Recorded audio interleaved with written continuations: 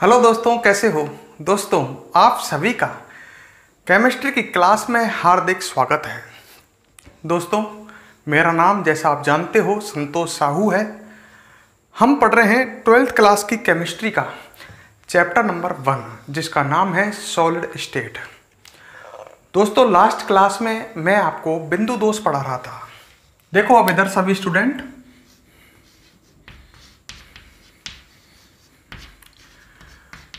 बिंदु दोष हम पढ़ रहे थे। ठीक है, बिंदु दोष मैंने 3 प्रकार के बताए थे। एक तो बताया था स्टाइक्योमेट्री,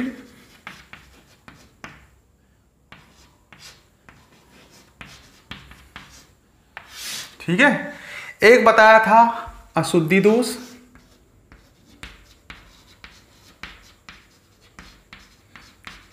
ध्यान है। और तीसरा बताया था मैंने आपको बिंदु दोष नॉन स्टाइक्योमेट्री दोष।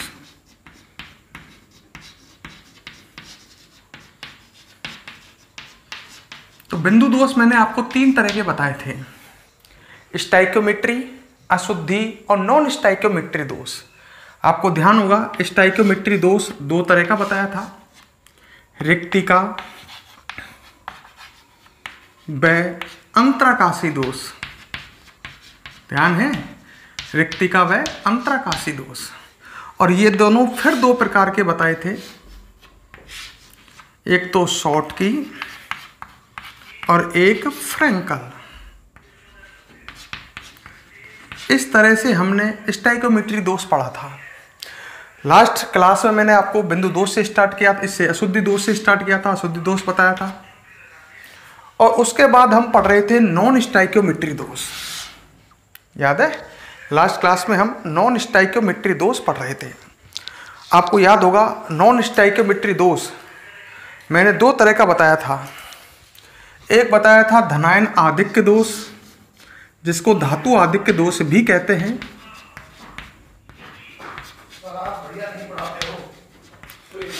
और एक बताया था धनायन अभाव दोष,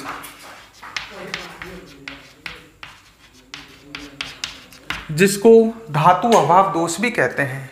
तो नॉन स्टाइक्योमेट्री दोष 2 प्रकार का होता है, एक धनायन आधिक्य दोष और एक होता है धनायन अभाव दोष। यह मैंने आपको बताया था लास्ट क्लास में। धनायन आधिक्य दोष में ऋणायनों के सापेक्ष धनायनों की संख्या दोस्तों अधिक हो जाती है। सही है, ये 2 तरह से होता है। ध्यान हो तो धनायन आधिक्य दोष 2 तरह से हो सकता है। इसमें धनायन आधिक्य मतलब ऋणायनों के सापेक्ष धनायनों की संख्या बढ़ जाती है जब ये दोष होता है तो। सही है, ये 2 तरह का है। एक बताया था मैंने, एक तो ऐसे उत्पन्न हो सकता है ये कुछ ऋणायनों के विलुप्त होने पर।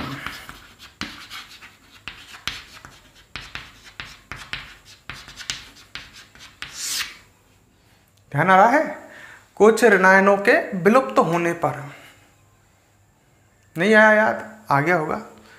तो कुछ ऋणायनों के विलुप्त होने पर, क्लियर। जब कुछ ऋणायन विलुप्त होते हैं तो ये इस तरह का दोष उत्पन्न हो जाता है। और एक इसमें बताया था, क्लियर है। और इसमें बताया था एक कुछ अतिरिक्त धनायनों के अंतराकाशों में आने पर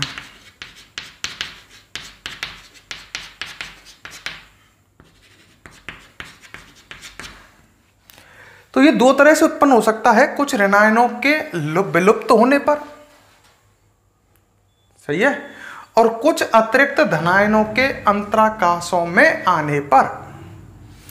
मैं आपको ये पढ़ाया था धनायन आधिक्य दोष, ये पढ़ाया था मैंने, ध्यान करो आपको, कुछ ऋणायनों के विलुप्त होने पर। याद आ रहा है, NaCl क्रिस्टल लिया था, उस पर सोडियम धातु की वाष्प प्रभावित की थी। जब NaCl क्रिस्टल पर हम सोडियम धातु की वाष्प प्रभावित करते हैं तो NaCl क्रिस्टल से कुछ कौन विलुप्त होते हैं? Cl- और उनका स्थान कौन ग्रहण कर लेते हैं? इलेक्ट्रॉन।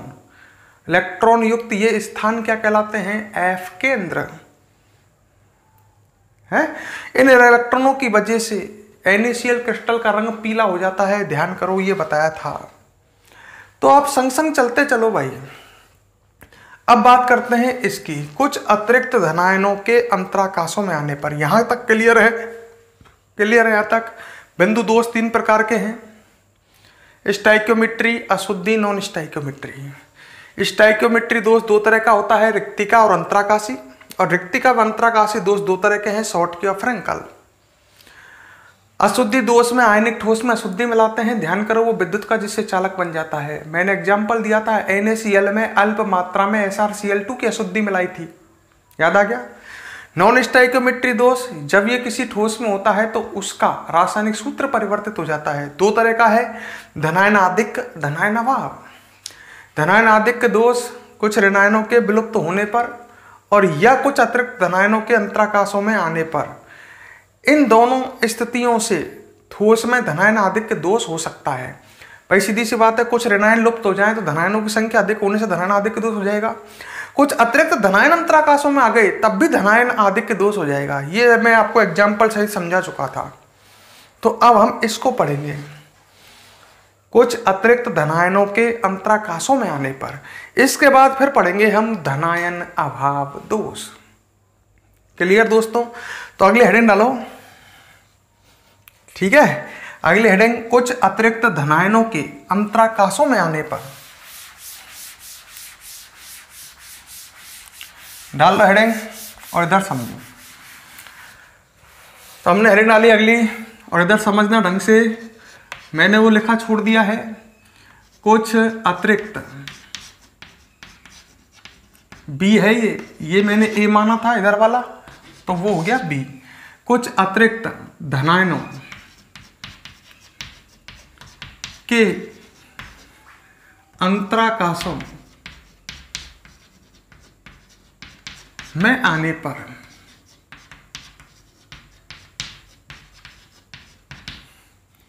क्लियर? कुछ अतिरिक्त धनायनों के अंतराकाशों में आने पर। हेडिंग डालो फटाफट, चलो फिर आगे इसको समझेंगे, ठीक है। हेडिंग डालो बी, कुछ अतिरिक्त धनायनों के अंतराकाशों में आने पर। कुछ अतिरिक्त धनायनों के अंतराकाशों में आने पर। क्लियर? अब इसको समझते हैं। देखो इधर सामने ध्यान देना, ठीक है। ये पढ़ रहे हैं अपन, कुछ अतिरिक्त धनायनों के अंतराकाशों में आने पर किस तरह से धनायन आधिक्य दोष होता है, ठीक है। जब अंतराकाशों में अतिरिक्त धनायन आएंगे, अतिरिक्त मतलब एक्स्ट्रा, तो धनायन आधिक्य दोष हो जाता है, ठीक है। अब कैसे होता है इसको समझते हैं हम। इसको समझने के लिए मैं एक ठोस का एग्जाम्पल लेता हूं, ZnO, जिसमें इस तरह का दोष होता है, ठीक है। ZnO में इस तरह का दोष होता है, कुछ अतिरिक्त धनायनों के अंतराकाश में आने से उसमें धनायन आधिक्य दोष होता है। कैसे होता है? ZnO जिंक ऑक्साइड है, जिसमें अवयवी कण होते हैं, ढंग से देखो, Zn+2 O-2। बहुत ही ध्यान से समझना, ये एक आयनिक ठोस है, धातु ऑक्साइड है ना ये। और ध्यान करो, मैंने आपको बताया था सभी लवण धातु ऑक्साइड आयनिक ठोस होते हैं। तो इसमें अवयवी कण है Zn+2 और O-2। क्लियर? ये इसमें अवयवी कण है।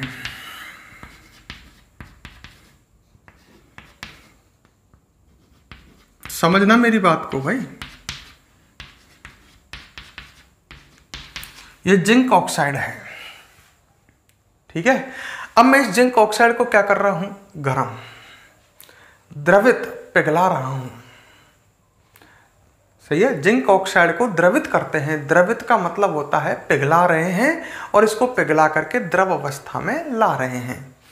जब मैं इसे जिंक ऑक्साइड को पिघलाऊंगा, पूरी बुद्धिमानी से समझना, इसको मिटा देता हूं। इस समय ये ठोस अवस्था में है जिंक ऑक्साइड, बड़े ध्यान से समझो। मैं इसको गर्म कर रहा हूं, गर्म करने पर ये चला गया, इसको पिघला लिया मैंने, और ये द्रव अवस्था में चला गया। द्रव अवस्था में इसमें जो अवयवी कण है वो आपको पता ही है क्या हो जाएंगे? गतिशील, सही है। द्रव अवस्था में इसमें जो अवयवी कण है वो गतिशील हो जाएंगे। क्लियर?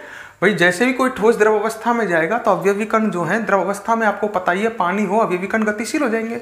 मैंने जिंक ऑक्साइड को द्रव अवस्था में ले गया, बड़े सावधानी से समझना इस दोष को, जब तो आपके दिमाग में बैठेगा, और कमेंट डाल करके बताना कि समझ में आया या नहीं।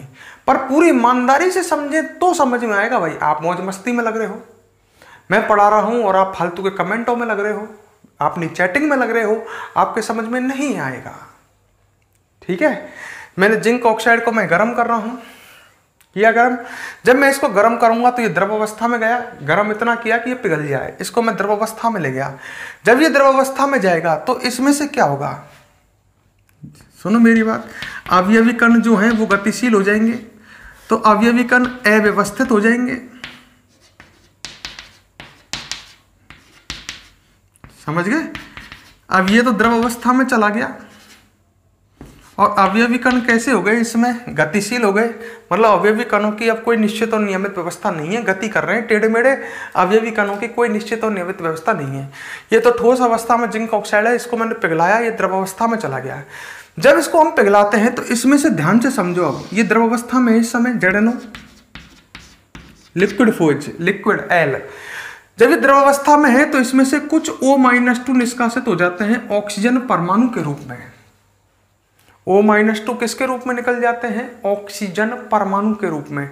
मतलब अपन ऐसे कह सकते हैं O-2 किसके रूप में निकल जाते हैं, ऑक्सीजन परमाणु, पर किसको छोड़ जाते हैं, 2 इलेक्ट्रॉन। मतलब एक O-2 आयन बाहर भगा इसमें से, द्रव अवस्था में है, ये पिघला हुआ है। एक O-2 इसमें से उड़ा तो उससे ऑक्सीजन परमाणु बाहर निकला और 2 इलेक्ट्रॉन भी तो बचेंगे।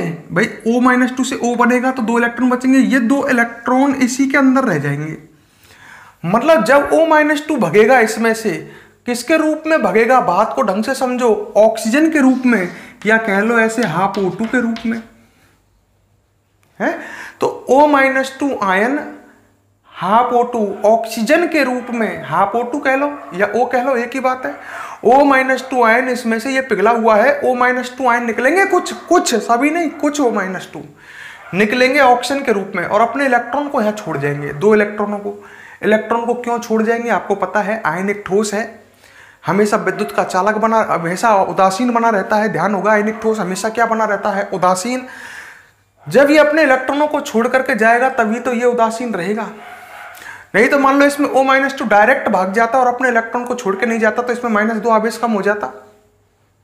तो O-2 भगेगा ऑक्सीजन के रूप में पर अपने इलेक्ट्रॉनों को छोड़ जाएगा।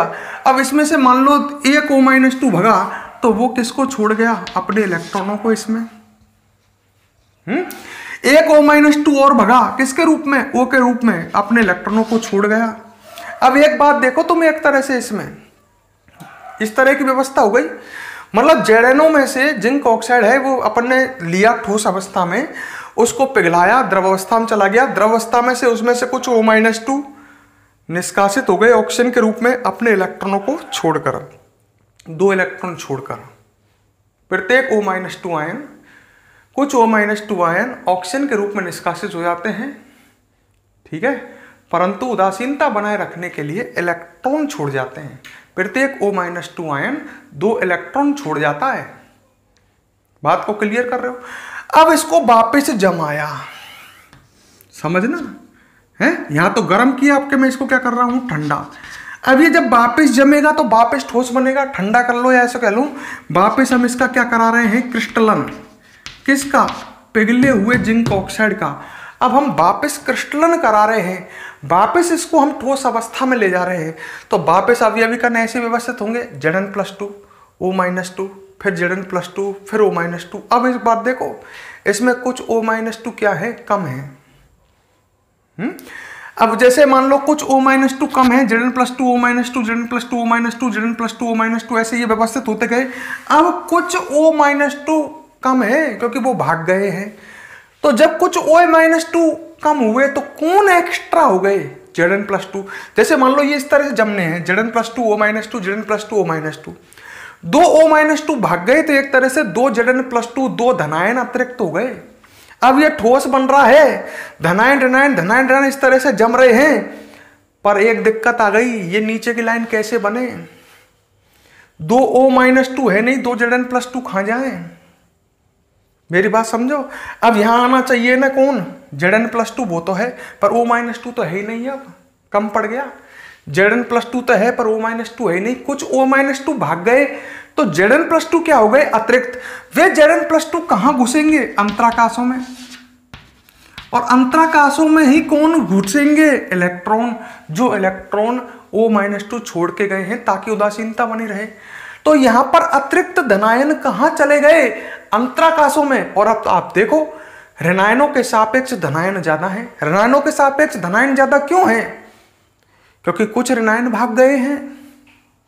ऋणायनों के सापेक्ष धनायन ज्यादा है, धनायन आधिक्य दोष है। और धनायन कहां है, एक्स्ट्रा धनायन कहां है, एक्स्ट्रा धनायन ही तो है ये। 5 O-2 भगेंगे तो 5 Zn+2 एक्स्ट्रा अतिरिक्त हो जाएंगे, वो अंतराकाशों में चले जाएंगे। दोबारा क्लियर कर लो। मैंने एक जिंक ऑक्साइड लिया था, क्लियर समझ लो, उसको मैंने गर्म किया था, द्रवित किया था। जिंक ऑक्साइड को जब द्रवित किया था तो द्रवित करने पर यह द्रव अवस्था में आ गया। जिंक ऑक्साइड से कुछ O-2 आयन ऑक्सीजन के रूप में निष्कासित हो जाते हैं, परंतु उदासीनता बनाए रखने के लिए प्रत्येक Zn+2, प्रत्येक O-2 आयन कितने इलेक्ट्रॉन छोड़ जाता है, 2 इलेक्ट्रॉन छोड़ जाता है। ठीक है। इस पिघले हुए ZnO का जब पुनः क्रिस्टलन कराते हैं तो कुछ Zn+2 आयन क्या हो जाते हैं, अतिरिक्त, एक्स्ट्रा। और वे Zn+2 आयन कहां चले जाते हैं, अंतराकाशों में। साथ में अंतराकाशों में O-2 आयनों द्वारा छोड़े गए इलेक्ट्रॉन भी प्रवेश कर जाते हैं। इस तरह से Zn में कौन सा दोष हो जाता है, धनायन आधिक्य दोष, धनायन ज्यादा है। और अतिरिक्त धनायन कहां चले गए हैं, अंतराकाशों में। बड़ी ईमानदारी से समझना, बहुत मेहनत चाहिए इसमें, समझने की बात है। तो अपन इस तरह से लिख सकते हैं, एक बार फिर सुन लो फिर हम लिखेंगे। कुछ अतिरिक्त धनायनों के अंतराकाशों में आने पर धनायन आधिक्य दोष उत्पन्न होता है, धनायन ज्यादा हो जाते हैं। जैसे जब जिंक ऑक्साइड को Zno को द्रवित करते हैं, आ गया, तो इसमें से कुछ O-2 आयन ऑक्सीजन के रूप में निष्कासित हो जाते हैं, परंतु उदासीनता बनाए रखने के लिए निष्कासित होने वाला प्रत्येक O-2 आयन 2 इलेक्ट्रॉन छोड़ जाता है, ताकि क्या बनी रहे, उदासीनता। इस पिघले हुए Zno का जब पुनः क्रिस्टलीकृत करते हैं, सही है, जब इसको पुनः क्रिस्टलीकृत करते हैं तो एक बात देखो, जब पुनः क्रिस्टलन करेंगे इसका तो कुछ Zn+2 आयन अतिरिक्त हो जाते हैं जो अंतराकाशों में प्रवेश कर जाते हैं। साथ में O-2 ऋणायनों द्वारा छोड़े गए अतिरिक्त इलेक्ट्रॉन भी अंतराकाशों में चले जाते हैं। अब इसमें भी एक बात सुनो ढंग से, ये दोस्त हो गया। अब मैं कहूं कि इसका भी रंग होगा क्या, आप कहोगे होगा, क्योंकि इसमें मुक्त इलेक्ट्रॉन है, ये फ्री इलेक्ट्रॉन ही तो है जो अंतराकाशों में है। और जब भी किसी पदार्थ में मुक्त इलेक्ट्रॉन होंगे तो वो विद्युत का चालक भी होगा, इसमें चालकता का गुण भी होगा Zno में, साथ में उसका रंग भी होगा, तो Zno भी रंगीन होता है। क्लियर है। तो अब हेडिंग डालो, कई बार मैंने समझाया, कोशिश करोगे तो समझ में आएगा। हेडिंग डाल दी आपने, कुछ अतिरिक्त धनायनों के अंतराकाशों में आने पर, और लिखो इसमें, लिखो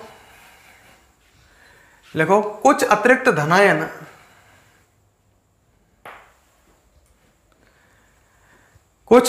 धनायन जब अंतराकाश में आते हैं, कुछ अतिरिक्त धनायन जब अंतराकाश में आते हैं तो ऋणायनों के सापेक्ष धनायनों की संख्या अधिक हो जाने से, ऋणायनों के सापेक्ष धनायनों की संख्या अधिक हो जाने से ऋणायनों के सापेक्ष धनायनों की संख्या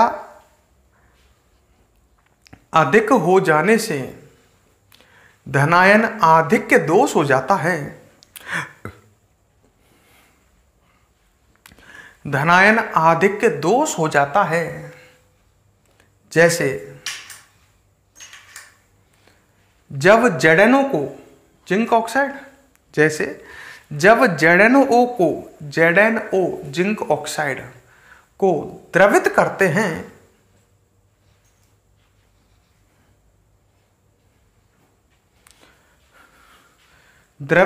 हैं तो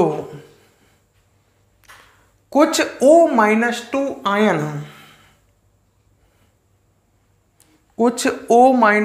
आयन, ऑक्सीजन, कोष्टक में लिख लेना हाफ O2, ऑक्सीजन कोष्टक में क्या लिखोगे हाफ O2 के रूप में निष्कासित हो जाते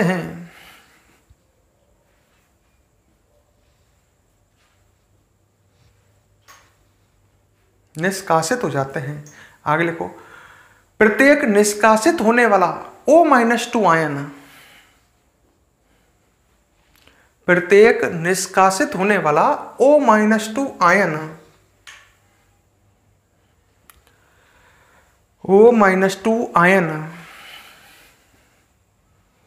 उदासीनता बनाए रखने के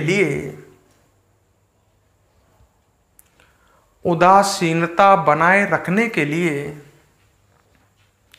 2 इलेक्ट्रॉन छोड़कर जाता है। क्लियर? ठीक है, तो इसमें कुछ इलेक्ट्रॉन आ जाएंगे। ठीक है, ये इलेक्ट्रॉन कौन छोड़ करके गए हैं? O-2 ion. यहां तक लिख लिया। अब आगे लिखो, इस पिघले हुए ZnO का जब पुनः क्रिस्टलन कराते हैं, पुनः मतलब वापस, इस पिघले हुए ZnO का जब पुनः क्रिस्टलन कराते हैं, क्रिस्टलन का मतलब इसे पुनः ठोस अवस्था में लाते हैं। देखो, इस पिघले हुए ZnO का जब पुनः क्रिस्टलन कराते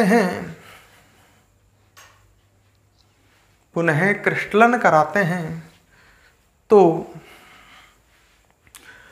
कुछ Zn+2 अतिरिक्त हो जाते हैं। अतिरिक्त मतलब एक्स्ट्रा। कुछ Zn+2 आयन अतिरिक्त हो जाते हैं जो अंतराकाशों में चले जाते हैं।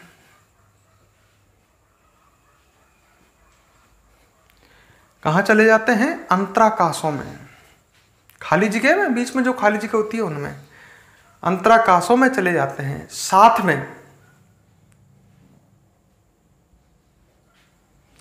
साथ में निष्कासित होने वाले O-2 आयनों द्वारा, निष्कासित होने वाले O-2 आयनों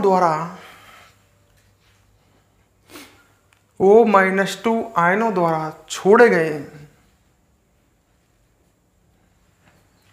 छोड़े गए इलेक्ट्रॉन भी अंतराकाशों में चले जाते हैं।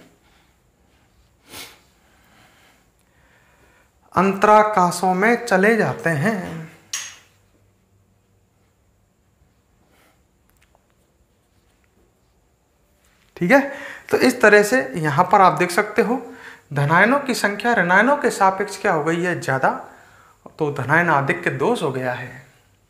यहां तक क्लियर? अब हमने ये तो पढ़ा, अब तक अपन पढ़ रहे थे नॉन स्टोइकियोमेट्री दोष, 2 तरह का था, धनायन आधिक्य दोष, ये पढ़ चुके हैं। अब हम पढ़ेंगे कौन सा? धनायन अभाव दोष। क्लियर? जो भी आपकी हेडिंग है, एक बार ब्लैक बोर्ड की तरफ देखो।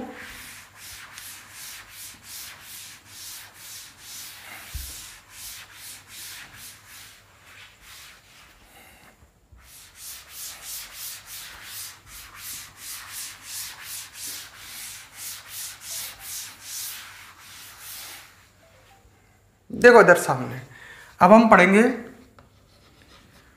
धनायन अभाव दोष,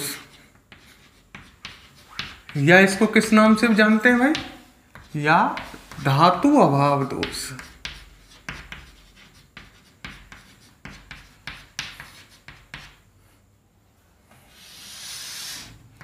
देखो इस दोष में क्या होगा, नाम से लग रहा है ऋणायनों के सापेक्ष धनायनों का अभाव, मतलब धनायनों की संख्या क्या हो जाती है, कम।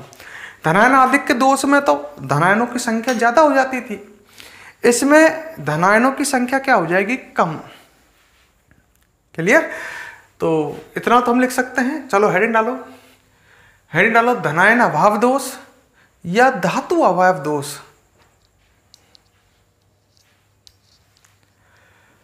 धनायन अभाव दोष या धातु अभाव दोष। धातु अभाव दोष डाल दिया, लिखो। इस नॉन स्टाइक्योमेट्री दोष में है, तो नॉन स्टाइक्योमेट्री दोष, इस नॉन स्टाइक्योमेट्री दोष में, नॉन स्टाइक्योमेट्री दोष में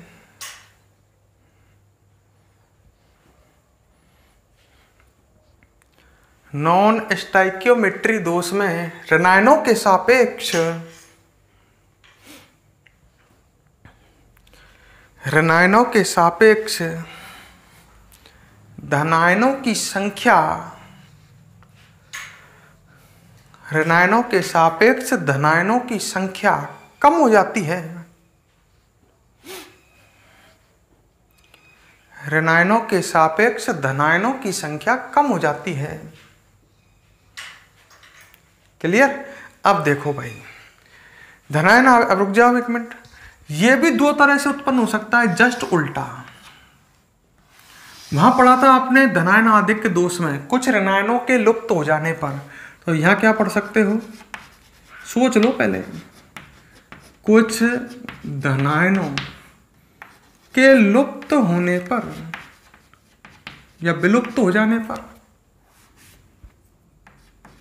विलुप्त मतलब गायब, विलुप्त हो जाने पर, सोच लो भाई, कुछ धनायन अगर लुप्त हो जाएंगे तो ऋणायन ज्यादा हो जाएंगे ना, और धनायनों के लुप्त हो गए तो धनायन अभाव दोष हो जाएगा, धनायन कम।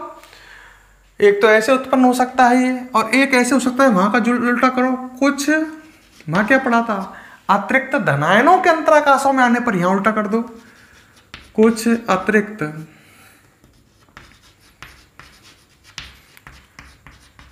ऋणायनों के अंतराकाशों में आने पर,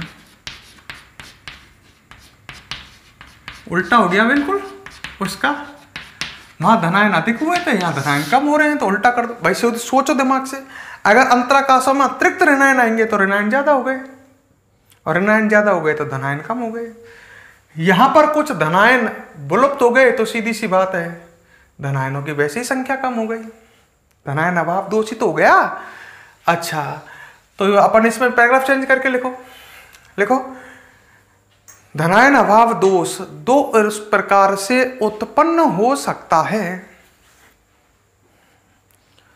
दो प्रकार से उत्पन्न हो सकता है, और ए डालो, कुछ धनायनों के विलुप्त हो जाने पर, ये डालो, कुछ धनायनों के विलुप्त हो जाने पर,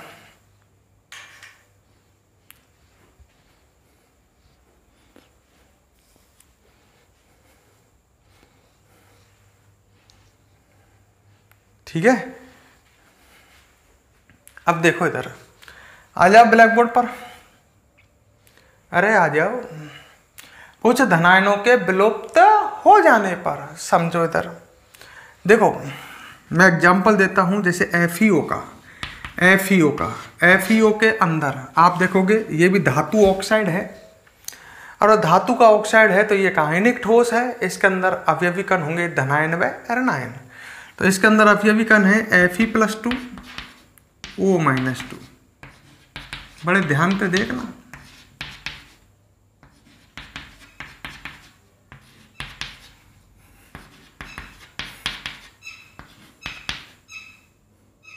ठीक है। इसके अंदर अवयवी कण है Fe+2 और O-2।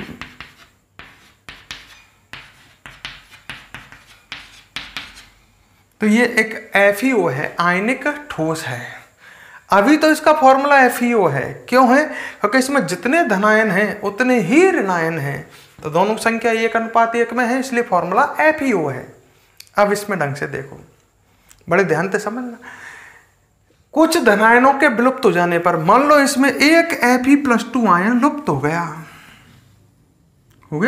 तो उसकी जगह पर खाली जगह रह गई। ये खाली जगह है, Fe+2 भागा है। यहां से समझना मेरी बात को, कौन भागा है? Fe+2। एक Fe+2 इसमें से लुप्त हो गया। अब उदासीनता बनाए रखना जरूरी है। आयनिक ठोस हमेशा उदासीन रहते हैं, चाहे उसमें दोष हो चाहे नहीं हो।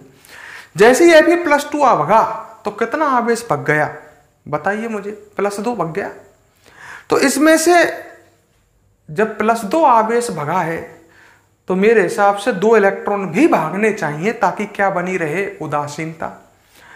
तो इसमें FeO में क्या होता है? कुछ Fe+2 आयन लुप्त हो जाते हैं और उदासीनता बनाए रखने के लिए अन्य Fe+2, कुछ अन्य Fe+2 Fe+3 में परिवर्तित हो जाते हैं। मतलब इनसे एक एक इलेक्ट्रॉन निकल गया। तो यहां से +2 आवेश भगा Fe+2 और 2 इलेक्ट्रॉन और भगे, ताकि क्या बनी रहे? उदासीनता। बात को ढंग से समझो। FeO जो होता है, इसमें कुछ Fe+2 आयन लुप्त हो जाते हैं और उदासीनता बनी रहे, इसलिए कुछ Fe+2 आयन अपनी संयोजकता में वृद्धि करते हैं। संयोजकता पहले +2 थी, +2 से कुछ ने कितनी कर ली? +3, मतलब संयोजकता 2 से 3 कर ली, ताकि क्या बनी रहे? उदासीनता। अब इसमें आप देख सकते हो धनायन अभाव दोष है या नहीं है? धनायन की संख्या कम हो गई नहीं हो गई? कुछ Fe+2 भाग गए ना। तो इस तरह से FeO में ये दोष होता है। FeO के अलावा ये दोष NiO में, धातु ऑक्साइड में होता है कईयों में, Cu2O में, इनमें भी ये दोष होता है। ठीक है? अरे क्लियर है? तो एक बार और सुन लो। कुछ अतिरिक्त धनायनों के विलुप्त हो जाने पर कुछ आयनिक ठोसों में धनायन आधिक्य दोष होता है। सही है? आयनिक ठोसों में धनायन आधिक्य दोष होता है। जैसे FeO में कुछ Fe+2 आयन निष्कासित हो जाते हैं, विलुप्त हो जाते हैं। उदासीनता बनाए रखने के लिए कुछ Fe+2 अपने आप को किस में कन्वर्ट कर लेते हैं? Fe+3 में। एक Fe+2 भगेगा तो 2 Fe+2 Fe+3 में कन्वर्ट होंगे, ताकि उदासीनता बनी रहे। सही है? अरे +2 आवेश कम हुआ है तो 2 +2 का आवेश बढ़ तो गया वापस। एक Fe+2 भगा तो +2 आवेश कम हुआ, तो 2 ने +2 आवेश बढ़ा दिया। अगर मान लो इसमें से 2 Fe+2 भागते तो 4 Fe+2 Fe+3 में कन्वर्ट हो जाते, ताकि क्या बनी रहे? उदासीनता बनी रहे। अब मैं कहूं इसमें से 6 Fe+2 भागते तो 12 Fe+2 Fe+3 में कन्वर्ट हो जाते, ताकि क्या बनी रहे? उदासीनता। सही है? अब मैं एक आपसे क्वेश्चन पूछता हूं, अगर ये आपके समझ में आया तो। एक FeO ठोस है, उसमें 100 Fe+2 है और 100 O-2 है। सही है? अब इसमें से मुझे सुनो ढंग से, 5 Fe+2 लुप्त तो हो गए, तो अब Fe+2 आयन इसमें कितने हैं? सोच लेना भाई ढंग से। कुछ Fe+2 100 हैं, 5 Fe+2 लुप्त हो गए, भाग गए, तो Fe+2 कितने बचे?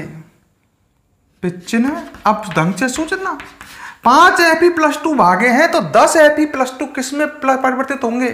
Fe+3 में। इन 95 में से 10 Fe+3 में कन्वर्ट हो जाएंगे, तो वो 85 तो बचेंगे। लड़का ये कहता है 100 Fe+2 थे, 5 Fe+2 भाग गए, तो Fe+2 कितने? लड़का कहता है 95। नहीं, जब 5 Fe+2 भागेंगे तो 10 Fe+2 Fe+3 में भी तो परिवर्तित होंगे, तो इसमें Fe+2 फिर बचे कितने? 95 में से कितने बचे? 85 तो बचे, 85। सोच लो भाई, मैं सही कह रहा हूं क्या? क्लियर है मेरी बात? नहीं आई अब भी समझ में? क्लियर? और कोई बात हो तो बता दो। क्लियर है?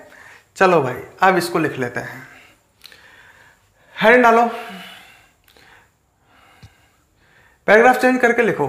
ऐसे लिखो, धनायन अभाव दोष दो प्रकार से उत्पन्न हो सकता है, दो प्रकार से उत्पन्न हो सकता है। डाल दिया, ए डालो, कुछ धनायनों के विलुप्त हो जाने पर, कुछ धनायनों के विलुप्त हो जाने पर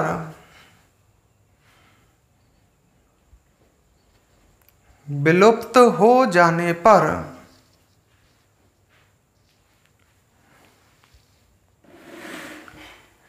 लिख लिया, लिखो इसमें, लिखो कुछ आयनिक ठोसों में, कुछ आयनिक ठोसों में कुछ धनायनों के विलुप्त हो जाने से, कुछ आयनिक ठोसों में कुछ धनायनों के विलुप्त हो जाने से धनायन अभाव दोष उत्पन्न हो जाता है, धनायन अभाव दोष उत्पन्न हो जाता है।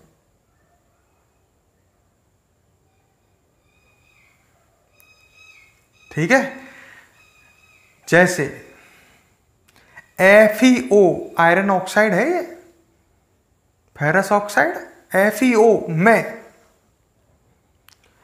कुछ Fe+2 आयन विलुप्त हो जाते हैं, FeO में कुछ Fe+2 आयन विलुप्त हो जाते हैं।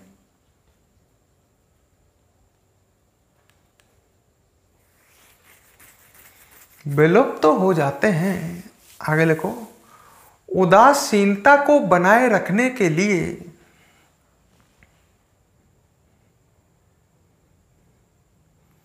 उदासीनता को बनाए रखने के लिए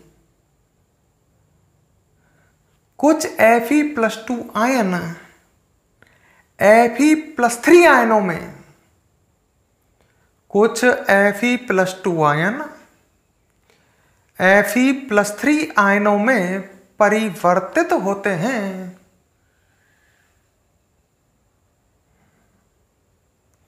परिवर्तित होते हैं अर्थात अपनी संयोजकता में वृद्धि करते हैं, अपनी संयोजकता में वृद्धि करते हैं।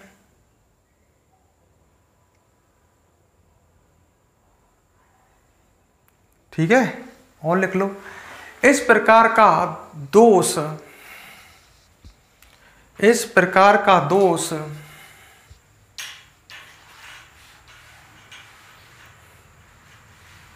NiOCu2O, ब्लैक बोर्ड पर लिख रहे हैं, NiOCu2O आदि आयनिक ठोसों में होता है, आयनिक ठोसों में भी होता है। ठीक है, और ये डायग्राम आप बना लो। देखो, इस डायग्राम से आपके समझ में आ जाएगा, FeO का डायग्राम है जिसमें दोष हो गया है। आप देख सकते हो यहां से एक Fe+2 गायब हुआ है और कुछ Fe+2 ने उदासीनता बनाए रखने के लिए दो Fe+2 किसमें कन्वर्ट हो गए हैं, Fe+3 में। तो इस तरह का एक डायग्राम बना लो जिससे आपको याददाश्त बनी रहे कि मैंने किस तरह से समझाया था।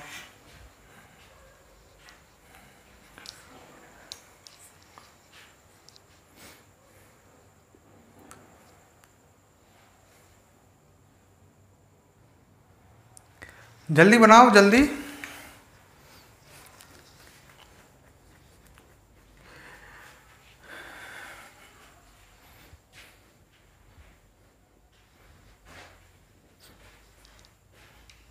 ठीक है,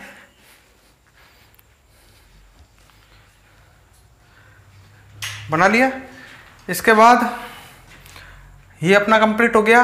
अब अगली हेडिंग डालो, बी, कुछ अतिरिक्त ऋणायनों के अंतराकाशों में आने पर,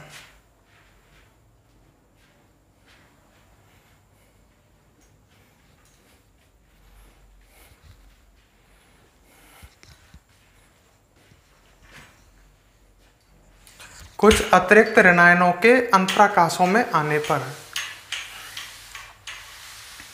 देखो मेरी बात सुनो, सामान्यतः क्या होता है, धनायनों के सापेक्ष ऋणायनों का आकार होता है बड़ा, धनायन छोटा होता है। आयनिक ठोस जो होते हैं ना, उनमें नॉर्मली ऐसा होता है अधिकांश में, धनायन की तुलना में ऋणायन बड़ा होता है। तो ऋणायन तो हमेशा ही बड़ा होता है, या तो धनायन और ऋणायन का आकार लगभग बराबर होगा आयनिक ठोसों में। ढंग से सुनना, धनायन में ऋणायन का आकार लगभग बराबर होगा, या धनायन छोटा ऋणायन बड़ा होगा। जब ऋणायन बड़ा ही होता है मतलब धनायन ऋणायन या तो दोनों बड़े आकार के होते हैं, या ऐसा होता है धनायन छोटा और ऋणायन बड़ा होता है।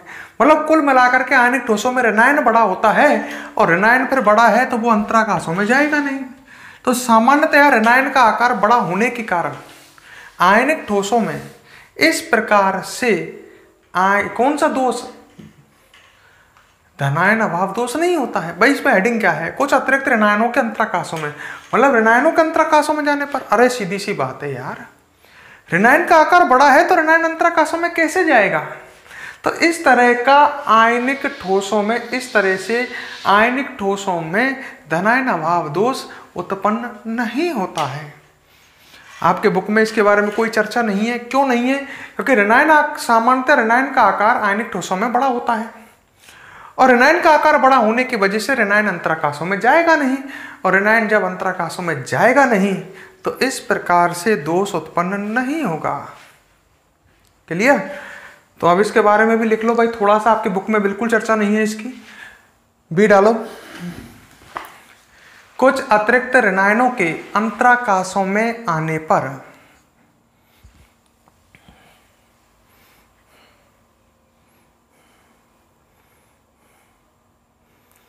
डाल दिया। कुछ अतिरिक्त ऋणायनों के अंतराकाशों में जाने पर लिखो, इसमें लिखो, आयनिक ठोसों में ऋणायन का आकार सामान्यतया बड़ा होता है।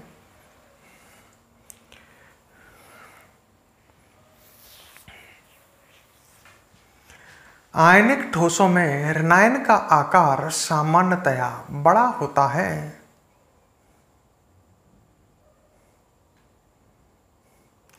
अतः ऋणायन अंतराकाशों में प्रवेश नहीं करते हैं।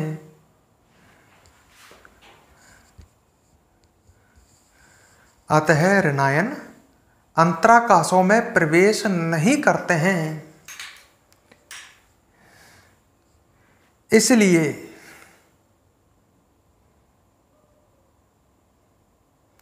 इस प्रकार का धनायन अभाव दोष उत्पन्न नहीं होता है। इस प्रकार का धनायन अभाव दोष उत्पन्न नहीं होता है। क्लियर? तो ये दोस्तों दोष वाला टॉपिक ये कंप्लीट हुआ। ठीक है, तो इसको बहुत ही ढंग से पढ़ें, क्योंकि ये टॉपिक जो है ये वेरी वेरी मोस्ट है। इसमें से पेपर में क्वेश्चन आते हैं, हर साल आते हैं। आप लापरवाही नहीं करेंगे। ये मैंने इस पर 3 वीडियो बनाई हैं दोषों पर, ये आपको कंप्लीट देखनी है और इन्हें ढंग से कंप्लीट करना है। ठीक है, ये आपको बहुत ही ढंग से पढ़नी है भाई। तो एक बार मैं और कह देता हूँ लास्ट में, आपको जाते जाते एक बात और बता देता हूँ। देखो इधर सामने ध्यान दो।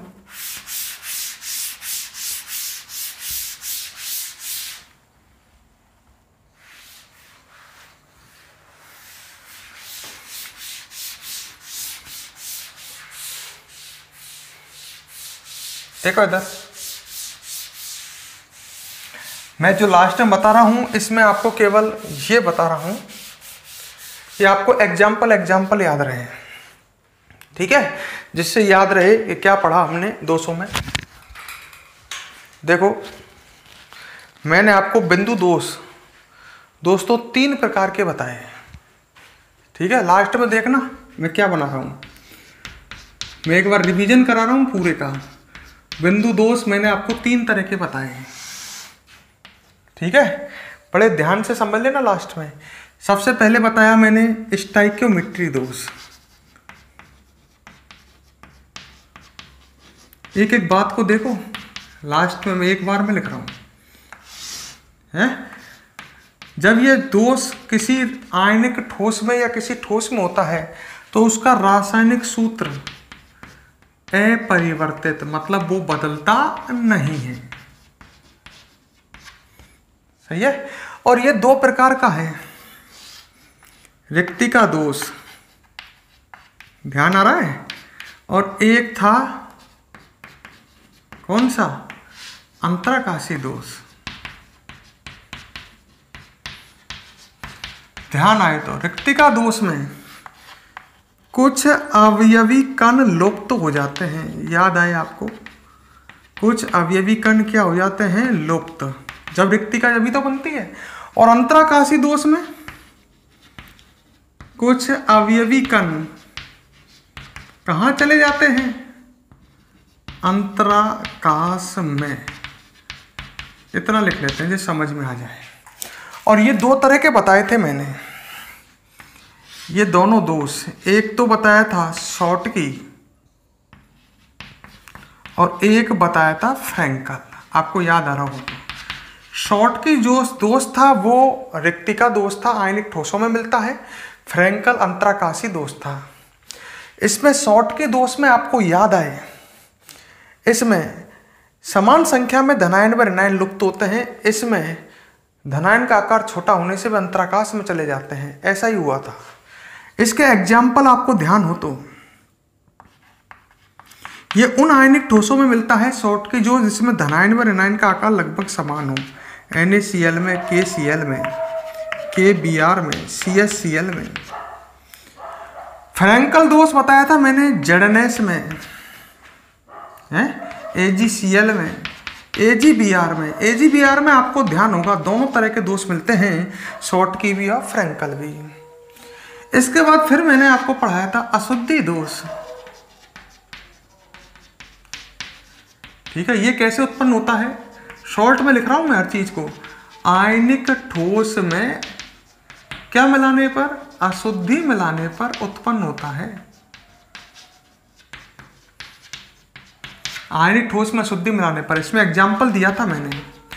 NaCl में हम अल्प मात्रा में SrCl2 की अशुद्धि मिलाएं तो ये दोष हो जाता है। एक KCl में अल्प मात्रा में CaCl2 की अशुद्धि मिलाएं तो ये दोष हो जाता है, ध्यान आ रहा है। और एक बताया था,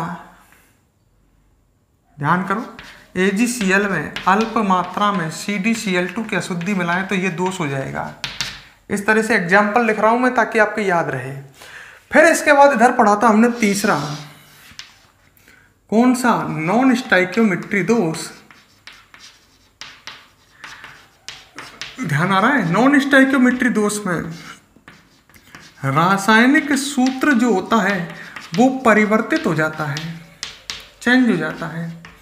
ये दो तरह का बताया था, एक बताया था धनायन आधिक्य दोष और एक बताया था धनायन अभाव दोष।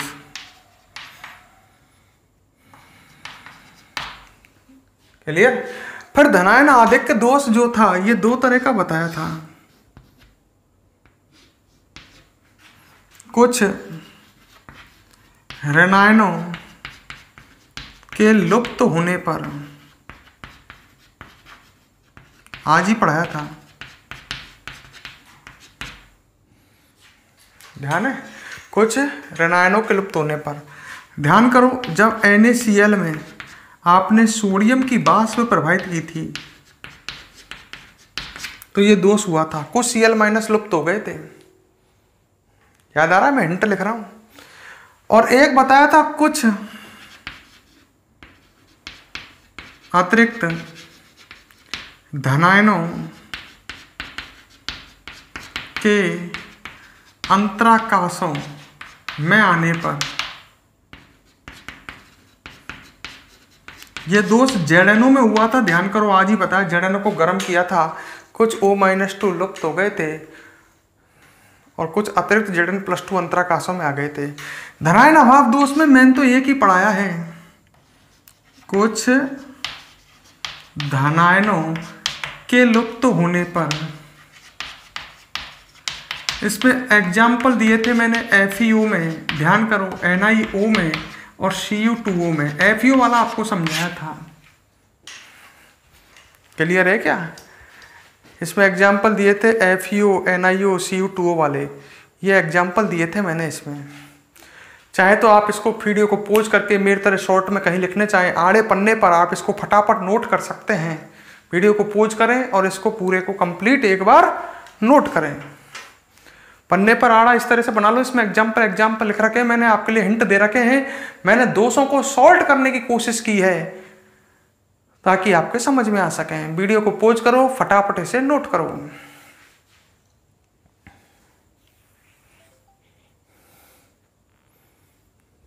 पॉज करो, नोट करो, पॉज कर लो यार, बार बार कह रहा हूं, पॉज करके लिख लो इसको।